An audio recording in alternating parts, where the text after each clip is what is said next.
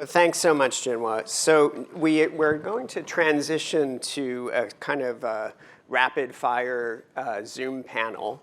And we have some great folks who are joining us, coming in from, starting with Young-Cho Chi, who's the President and Chief Innovation Officer of Hyundai Motor Group. So he's actually in Singapore right now. So while we get that connected, let me just say maybe a few more words about the day here and the mechanics of how things work in the room. And they're actually perfect. Dr. Chi, good evening. Can you hear us okay? Yes. Perfect, wonderful. Thank you so much for joining us. We know that it's very late in Singapore, so we appreciate your participation. I hope you have an image of the room so you can see sort of where we are, and we probably have around 70 or so folks gathered in the room today. So let's kick off with this mobility as a systems challenge panel. And if you could tell us a little bit from Hyundai Motor Group's perspective, what are some of the things, how do you look at mobility as a system? Good morning to those of you in Boston. I'm quite delighted that we became a founding member of the MMI, and thank you so much for this opportunity to speak at this summit. As John said, I'm currently on a business trip to Singapore, and it's not quite 10 o'clock at night, so it's early, but I wanted to make certain that I attend this milestone event. As you all know, our auto industry has been shifting gears in the recent years. Traditionally, the business focus was on manufacturing capabilities and economies of scale to produce large volumes through vertical integration of automotive value chain. However, disruptions from new entrants as well as change in customer preference towards usership caused a paradigm shift. We define this shift as MECA, M-E-C-A, taking the first letters from mobility as a service, electrification, connectivity, and autonomous driving. In response to this disruption, we are making dramatic moves to become a smart mobility solution provider. In other words, we are focusing on customers' fundamental needs for mobility, and we are offering comprehensive mobility solutions that can combine the most desirable products and services. This vision stresses the importance of open innovation. Today's problems are so complex that no single company or institution can solve these problems alone. Open innovation is an imperative, and we are willing to work with not only companies from various industries, universities, or governments, but even with competitors to overcome challenges that we face together. Our participation in MMI is a clear demonstration of how much we value open innovation. Currently, we are pursuing a global strategic partnership in all facets of MECA. In Europe, for example, we partnered with Santander Financial Services Group to acquire Sixt Leasing to provide car as a service offering to customers. We also partnered with Grab, the leading ride-hailing service provider here in Southeast Asia, to develop and expand new EV business models throughout the region. We established Motional, which is a joint venture with Aptiv, to commercialize AV technology and robotaxi services, which is headquartered in Boston. Hyundai is also expanding the scope of mobility devices beyond cars to UAM and robotics, which led to our acquisition of Boston Dynamics about a year ago, which is another household name in Boston. So Motional represents the next frontier of innovation as we pioneer a new future of safe, accessible, and green transportation. With Boston Dynamics, we expect to accelerate the development of robotics featuring advanced mobility capabilities. We have also established 6 innovation hubs called Cradle. They're located in Seoul, Silicon Valley, Tel Aviv, Berlin, Beijing, and the recently opened one in Singapore. And they play a key role in connecting with partners to leverage competitive edge in each region and to accelerate development of future automotive technologies together. Finally, I'd like to wrap up with this image. This is what we unveiled at CES about 2 years ago as a new blueprint for the future. Many parts of this vision are now being realized through open innovation. At the foundation of this blueprint is our core principle, which is human-centered mobility.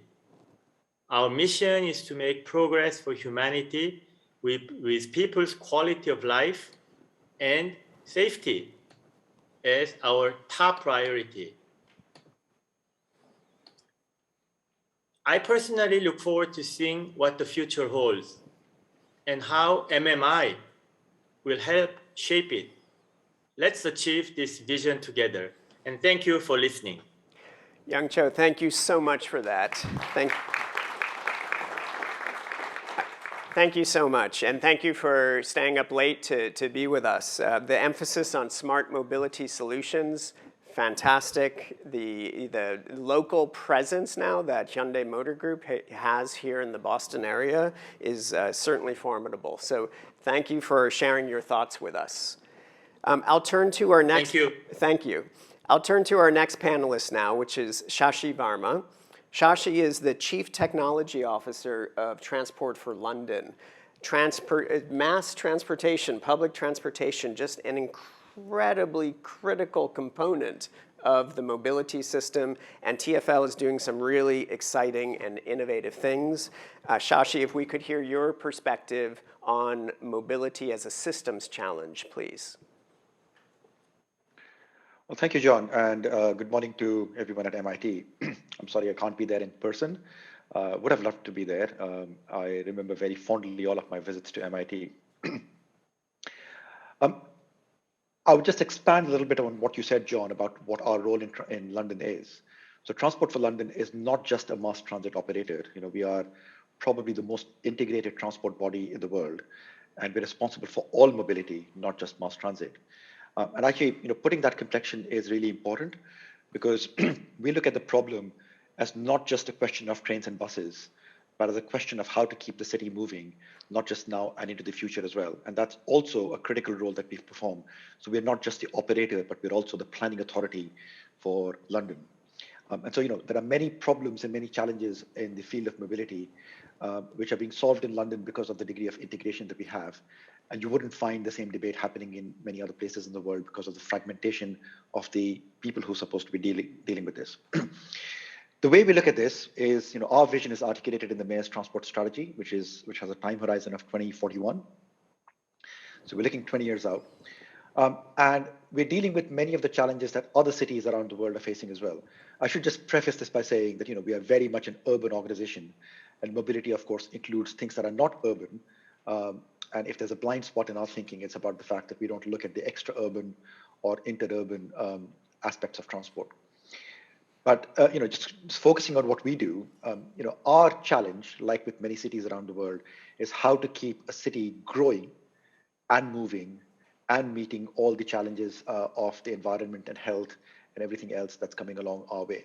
And that's essentially what's articulated in the Mayor's Transport Strategy, with the emphasis being on a higher uptake of those forms of transport that are more efficient to keep a city moving, and that's mass transit, but it's also about active travel, walking and cycling, keeping in mind that transport can be a huge contributor towards individual health, or it could be a big detractor.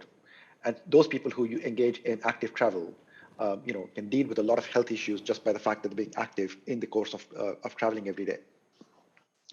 So Our focus is very much on active travel and public transport. It's about making cities and streets more livable, creating better urban spaces. And in that context, we look at all forms of mobility. We of course look at the things that we run ourselves, which includes the London Underground and buses and many other forms of public transport.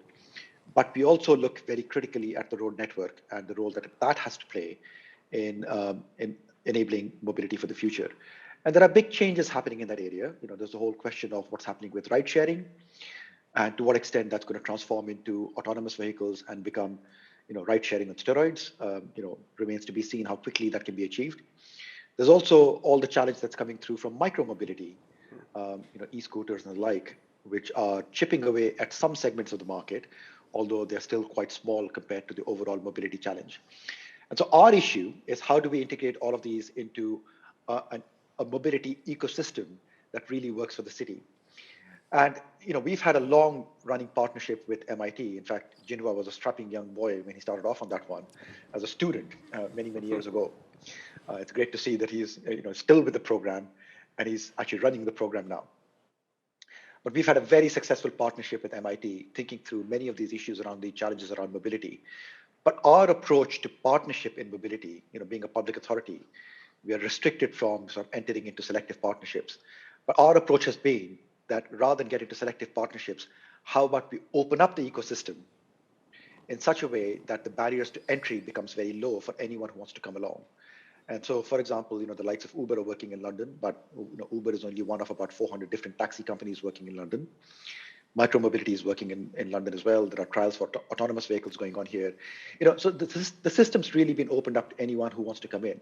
And one of the critical ways in which that's been done is that one of the big barriers to entering the public transport system is the method of payment. Whether that's the Charlie card in Boston or the Oyster card in London, it's a very closed system. And what we did in London is, again, with the help of MIT, we created this payment system on contactless bank cards, more or less invented by us. That's really opened up the whole ecosystem to anyone who wants to come and participate. So the way you pay for public transport is the way you pay for everything else. It's the way you pay for Uber, it's the way you pay for micromobility, it's also the way you pay for your coffee and your sandwich and everything else. And it's important for cities to remain open in that respect. But I would also say one last thing, that there is a big battle going on for who controls the mobility space. And you'll find cities being very firmly in the camp of defending the openness, if not the control of that ecosystem. So many cities will fight to control that ecosystem. We fought to open up the ecosystem. But the idea of a private organization coming and trying to control that ecosystem is simply not something that's going to be acceptable. So that's kind of the boundaries around which we think this evolution is going to happen. That's all I had to say, John. I'll wait for any comments and questions later. Excellent, excellent. I mean, so much in there about you used my favorite word, which is integration, of course, and the concept of sort of an open system where you actually can make payments for Uber or, as you pointed out, coffee through the platform that you've built. So congratulations on all the great work. Congratulations, Jinhua. Thank you so much for joining us from London, Shashi. I'm going to move on now to Araz Dagan. Araz is the Executive Vice President at Mobileye, so heading up all of their strategy work. And Araz, I believe you're joining us from Tel Aviv right now. Is that correct? Jerusalem, close enough. Jerusalem, okay, close enough. Well, welcome, and thank you for zooming in here to Cambridge. So tell us a little bit from the perspective of Mobileye, and maybe just like 30 seconds for those of you in the audience who don't know, if you could tell us what Mobileye is and how you think about mobility as a systems challenge. Okay, excellent. So Mobileye is a couple of decades old, providing computer vision solutions for driver assistance ecosystem, front cameras and the SoCs that process the camera feeds and provide driver assistance value to the drivers. We are engaged in autonomous driving naturally. This is an extension from 2015 and onwards. And the question of how autonomous capabilities will be weaved into the urban spaces, in which manners, in which forces, who will be the players, and what are the different value nodes has been on our mind for the past few years. We have structured it. Maybe I can share. I see. So I'll just talk about layers. We're coming off from the self-driving system capability as a core capability, and we treat it actually as kind of the touch screen for the iPhone, so for the smartphone. So it's a critical enabler, which kind of, when you think about autonomous mobility solutions, the self-driving system as the core is going to be not dictating, but portraying a lot of the value nodes on top of it. So the value node on top of it is, of course, how you integrate to a vehicle. That's the same vehicle that enables the self-driving capabilities. We have the layer of the fleet level, the operation of the fleet, the teleoperation of the vehicle when it runs into a deadlock, I don't know, a signaling cup or something, and the teleoperation, the back office that operates these deadlocks. On top of it, very importantly, and links very, very nicely to what I've been hearing from London, what we've been hearing from London just now, is what we call mobility intelligence. How do we balance demand and supply in the right manner when we drive the vehicles around? This is a core advantage over non-centralized fleets. You can really take into account the city. I'm missing a word here. Maybe the dynamics, the pulse of the city. Dynamics, the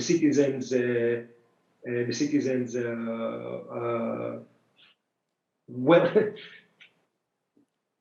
so I'll skip that word because if I keep searching for it, I will get stuck. Sorry, it's not my native language. So we're how to weave it into the fabric of existing urban mobility. And we acquired, for the fifth layer, the last one, which is the customer-facing layer, we have acquired Moveit, who has kind of a broad global footprint when it comes to capturing and making available all of the different forms of the mobility around the urban centers across the globe. Gives us the context of where do people move, what are the veins of movement, and which models, and this is also a very important distinction to make between the traditional vehicle per person, VPP, versus transportation on demand, which is what we see as the elegant public transport evolution once the autonomous capabilities are available, to more dynamically route public transport, make it more fit to the citizens' needs, and not overloading the city with vehicles per person. That defies the purpose of making the city better, in a sense. So the transportation on demand is a form of mobility.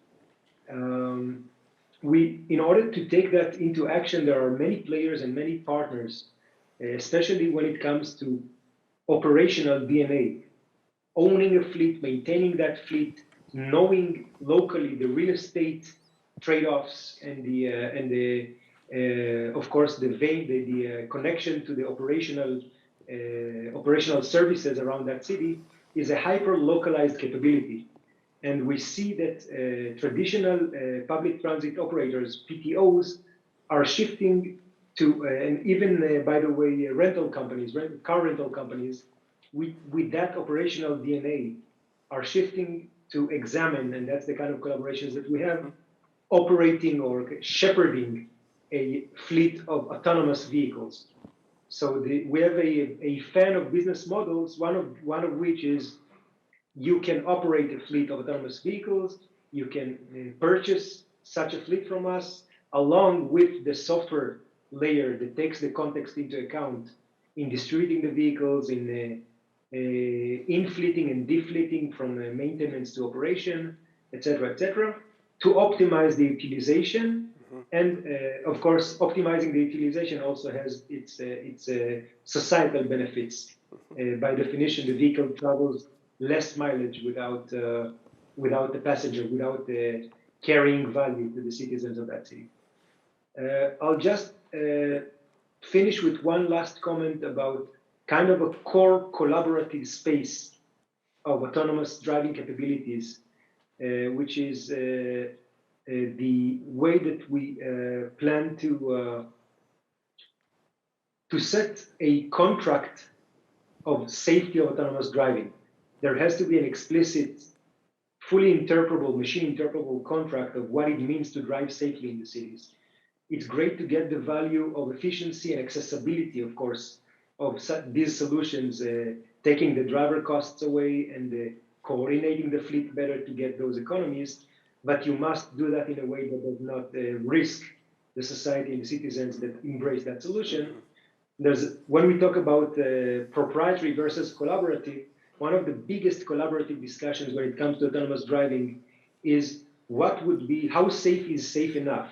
What would be that contract that enables vehicles get on the roads and knowing that they do not increase the risks on those roads? Right, right.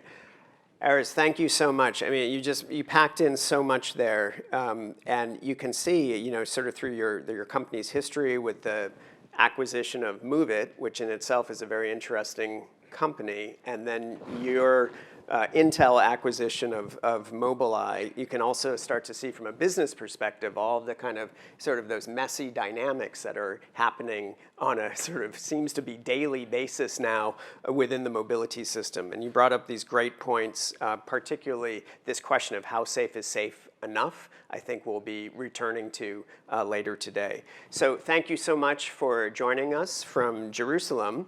I'd like to turn now to Madrid. So Andres Sacristan is the Chief Executive Officer of Cintra.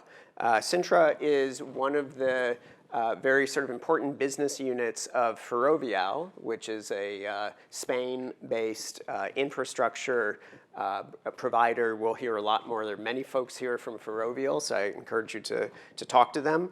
Andres, tell us a little bit from your perspective, maybe just 30 seconds on what Cintra is, and then a little bit about your perspective on mobility as a systems challenge. Thank you, John. Hi, everyone. Cintra is the investment arm of Ferrovial in transportation infrastructure. And with that perspective, we are here in this panel following our already traditional collaboration with MIT already, I think we already done 26 projects with MIT, and we are pleased to start this initiative of MMI with yourselves here today. Cintra is an infrastructure developer, and I think that when we think about the future of mobility, we want the infrastructure to play a key role in that mobility. We provide solutions for improving people's lifestyles and quality of life, reducing congestion in our roads. And we do it safely. As Eric says, safety is paramount.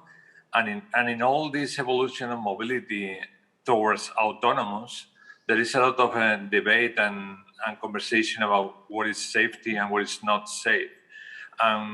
What we want to play is a key role in this transition. Everybody can imagine now a full fleet of cars in the future being autonomous, but what happened before that, when there is coexistence in between certain degree of autonomy vehicles, actual vehicles that you see today in the roads, and more futuristic full autonomous vehicles. When all these types of vehicles are coexisting in a road, what is the role of the infrastructure?